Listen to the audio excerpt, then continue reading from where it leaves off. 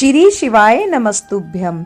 हर हर महादेव। श्रोताओं, आज की श्री शिव महापुराण की कथा में हम सुनेंगे कि कैसे गणपति जी ने शिव गणों को और देवताओं को युद्ध करके पराजित किया। पिछली कथा में हमने देखा जब माँ पार्वती गणेश जी को द्वार पे खड़ा करके अंदर स्नान करने चली गई, वहां शिव जी आ गए और अंदर जाने लगे तो उन्हें गणेश जी ने डंडा मारकर रोक दिया। तब शिव जी ने क्रोध में आकर अपने गणों को आदेश दिया कि वे गणेश जी को हटाएं। तब गणेश जी ने शिव जी के गणों से कहा कि मेरी आज्ञा के बिना बलपूर्वक तुम्हारा भीतर जाना असंभव है। मैं सब तरह से तैयार हूँ, तुम्हारी जो इच्छा हो वह करो। शिव जी के गण गणपति जी के ऐसे वचन सुनकर दुखी हुए तथा शिव जी के पास जाकर उन्होंने सब वृत्तांत कह सुनाया। तब शिव जी ने कहा कि वह तो अकेला और तुम इतने हो, सब एकत्रित होकर उनसे युद्ध क्यों नहीं करते। शिव जी इतना कहकर चुप हो गए। शिव जी की लीला कैसी अद्भुत है कि जो शिव जी केवल एक बाण द्वारा ही संपूर्ण सृष्टि को नष्ट कर सकते थे, वहीं शिव अपने पुत्र के साथ लीला करके युद्ध की इच्छा रखते हैं। अस्तु शिव जी की आज्ञा पाकर सब गण शस्त्र आदि लेकर गणपति के समीप पहुंचे और बोले कि हे बालक, तू क्या चाहता है? अब तू जलकर भस्म हो जाएगा। अब तक हमने तेरी ढिठाई सहन की है, परंतु अब सहन नहीं कर सकेंगे। यह सुनकर गणपति जी ने सहनशीलता पूर्वक उत्तर दिया, तुम ऐसी बड़ी बातें क्यों करते हो? तुम तो बड़े वीर मालूम होते हो। मैं तो एक अबोध बालक हूँ। मैंने कभी किसी युद्ध को आंखों से देखा तक नहीं है और तुम अनेक युद्धों में भाग ले चुके हो, फिर भी मैं युद्ध से मुख ना मोड़ूंगा। शिव जी गिरिजा पुत्र के इस बल एवं धीरता को देखकर धन्य धन्य कहने लगे, परंतु शिव के गणों ने यह सुनकर गणपति जी पर आक्रमण कर दिया। दोनों ओर से घोर युद्ध होने लगा। शिव जी के गणों ने शूल बाण आदि सब शस्त्र गणपति के ऊपर चलाए, परंतु गणपति ने उन्हें अपने दंड से ही काट डाला और सबको युद्ध भूमि में से भगा दिया। शिव जी के गणों ने कहा कि ना जाने इस छोटे से बालक ने यह वीरता कहाँ से प्राप्त की। इसके पश्चात उन सब ने गणपति जी को पुकार कर कहा कि अब तक तो हमने तुमको बच्चा समझकर छोड़ दिया, परंतु अब नहीं छोड़ेंगे। यह कहकर उन्होंने गणपति जी पर अनेक शस्त्रों द्वारा आक्रमण किया। गणपति जी ने भी उनके आक्रमणों का उत्तर दिया। तब दोनों ओर से घोर युद्ध हुआ, परंतु वे पराजित होकर वहां से भाग गए तथा गणपति जी उसी प्रकार द्वार पर बने रहे। शिव जी ने ऐसी विचित्र लीला करके अपने गणों का गर्व दूर कर दिया तथा अपनी शक्ति प्रकट करके दिखलाई कि तीनों भुवन उनकी शक्ति के अधीन है। तब इनके पश्चात जब नारद ने यह हाल विष्णु लोक में जाकर विष्णु से कहा तो इस पर विष्णु जी आश्चर्य करने लगे। फिर ब्रह्मा जी, देवता और विष्णु जी आदि ने शिव जी के समीप पहुंचकर उन्हें प्रणाम किया तथा विनय के साथ कहा, हे सदाशिव, इस समय आपने कौन सी लीला कर रखी है? तब शिव जी ने उत्तर दिया, हमारे द्वार पर एक विकट बालक खड़ा है, वह प्रलय कर देगा, इसीलिए तुम सब जाकर किसी प्रकार उसको प्रसन्न करो। यह सुनकर सबने कहा कि हे प्रभु, यह सब आपकी ही लीला है कि एक बालक इस प्रकार युद्ध कर रहा है। यह कहकर सब लोग गणपति जी के पास गए। गणपति जी ने सबको आते हुए देख एक बाल उखाड़ लिया और उससे उन्हें मारने की इच्छा प्रकट की। यह देखकर उन लोगों ने उनके पास जाकर यह कहा कि आप हमें क्षमा कर दें, हम में से कोई भी आपसे युद्ध करने की इच्छा नहीं रखता। ब्रह्मा जी ने इतना ही कहा था कि गणपति जी ने दंड को संभाल लिया।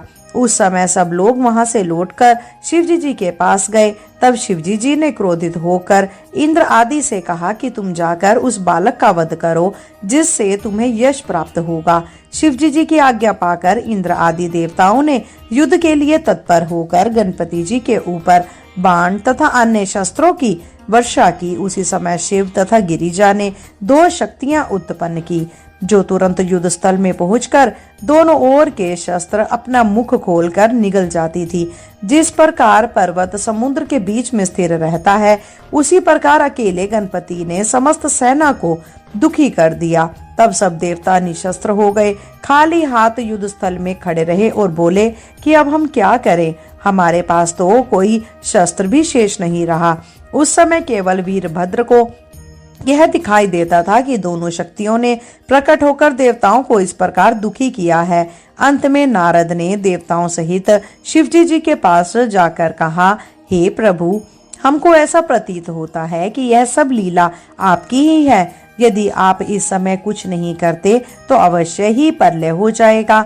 तब शिवजी जी की आज्ञा अनुसार इंद्र, वरुण, यमराज आदि ने पहुंचकर गणपति जी के ऊपर अपने शस्त्रों से आक्रमण किया, परंतु वे सब व्यर्थ हो गए। तब सब देवताओं ने वहां से भागकर शिवजी जी से कहा कि हे शिव शंकर, आप संसार को उत्पन्न करने वाले हैं। यदि गिरिजा का यह गण जीवित रहा तो प्रलय कर देगा, इसीलिए आप इस गण का सिर काट लीजिए। और यह कहकर वे चुप हो गए तथा शिवजी जी यह सुनकर क्रोधित हो गए। इनके पश्चात स्वयं महादेव और विष्णु जी गणेश जी से युद्ध करने निकल पड़े। ये हम अगली कथा में सुनेंगे। यह कथा यही समाप्त होती है। ओम नमः शिवाय। श्रोताओं, इसके आगे की कथा में हम गणेश के वध की कथा सुनेंगे। इस कथा में हम जानेंगे कि कैसे विष्णु जी ने गणपति जी का सिर धड़ से अलग कर दिया। हमने पिछली कथा में सुना था कि जब गणेश जी ने माँ पार्वती की आज्ञा का पालन कर शिवजी जी को अंदर ना जाने दिया और देवताओं और शिव गणों को युद्ध कर पराजित कर दिया, तब नारद ने शिवजी जी से जाकर युद्ध का संपूर्ण वृत्तांत सुना दिया और कहा कि प्रभु, अब अगर आप कुछ नहीं करते तो वह बालक प्रलय कर देगा। यह वचन सुनकर युद्ध के लिए अपने उत्तमोत्तम शस्त्र लेकर तैयार हुए। उन्होंने अत्यंत क्रोधित होकर विष्णु जी तथा अन्य प्रसिद्ध गणों को साथ लेकर अपना डमरू बजा दिया। इस ध्वनि को सुनकर वे समस्त देवता जो कई बार युद्ध भूमि से पराजित होकर भाग आए थे, पुनः वीरता से गर्जन करने लगे। विष्णु जी ने स्वयं भी गणेश से युद्ध किया।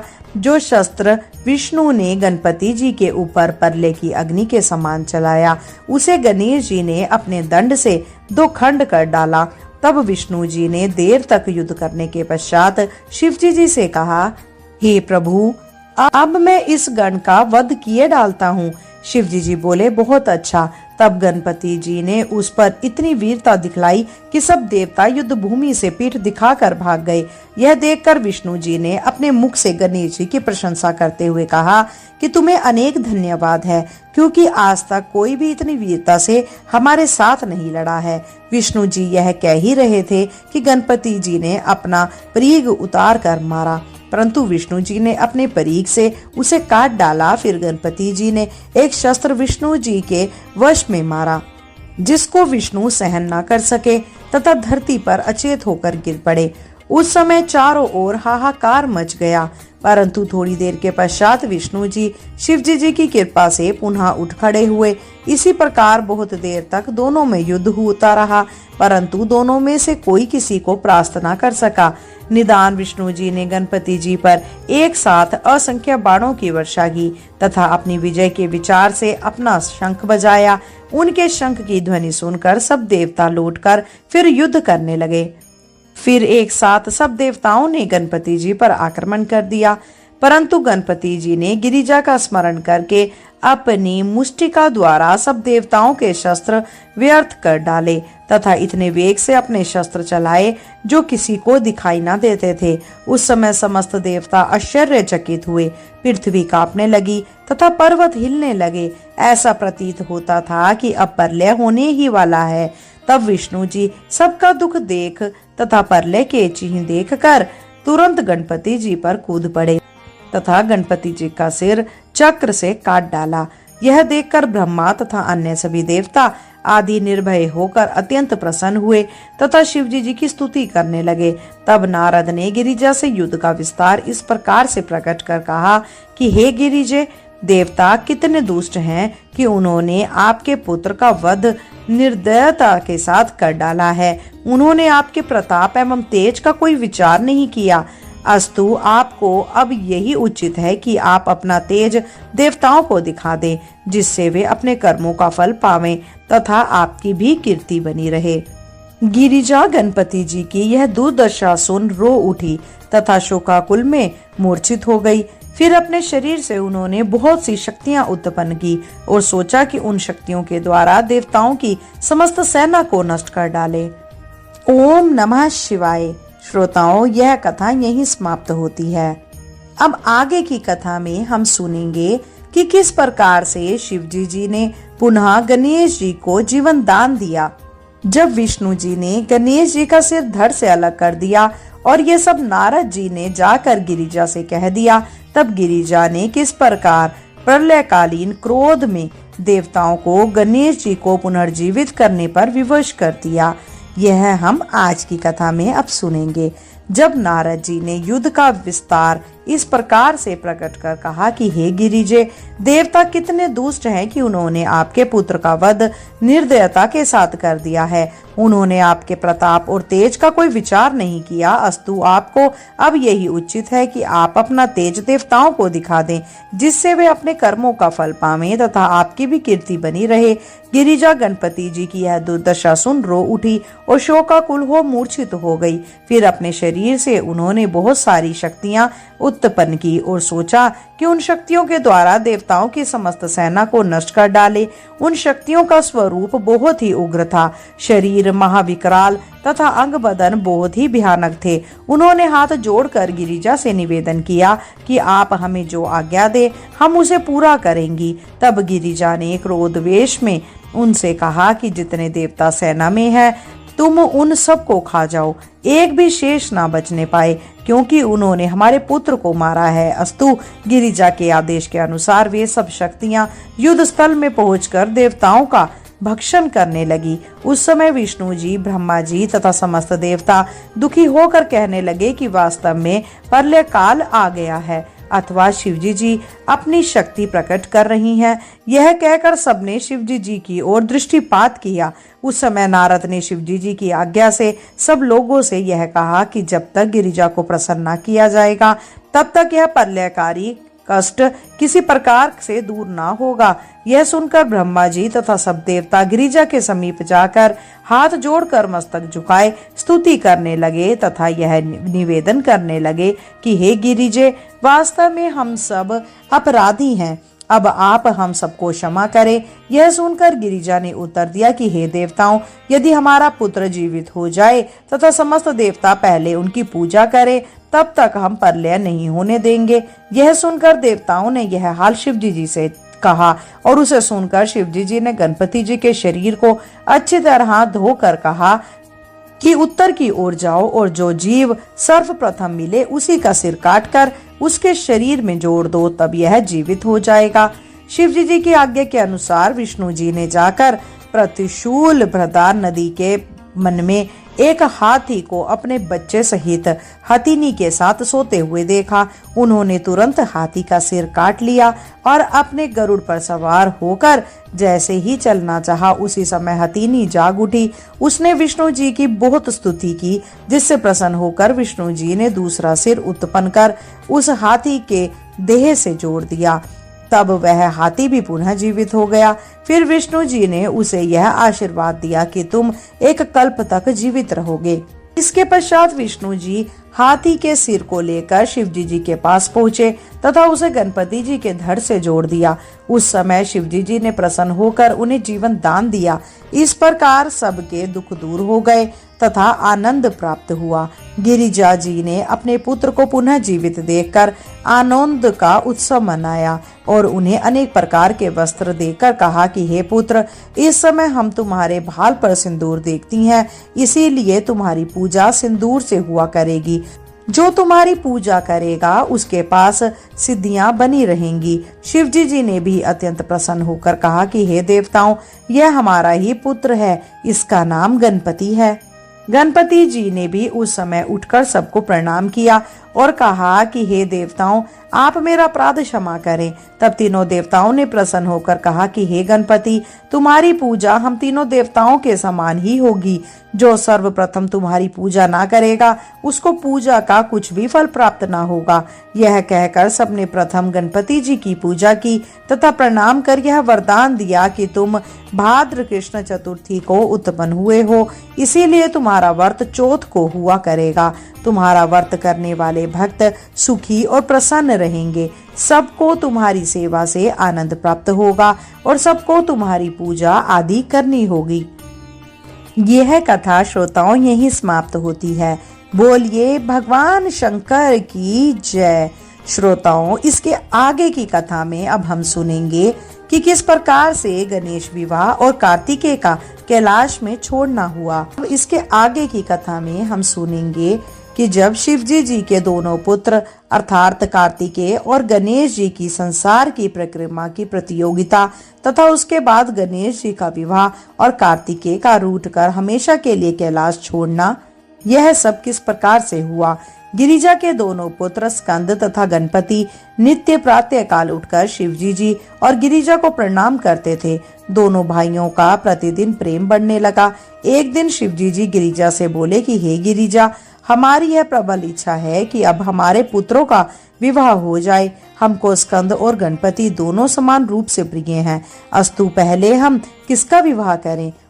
उस समय माता और पिता से विवाह की चर्चा सुनकर स्कंद एवं गणपति दोनों परस्पर झगड़ने लगे। स्कंद कहने लगे कि पहले हमारा विवाह होना चाहिए और गणपति जी कहते कि पहले हमारा विवाह होना चाहिए।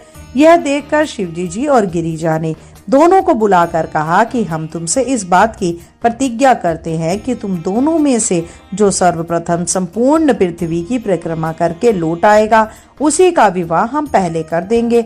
यह सुनकर दोनों भाई पृथ्वी की परिक्रमा के लिए चल दिए।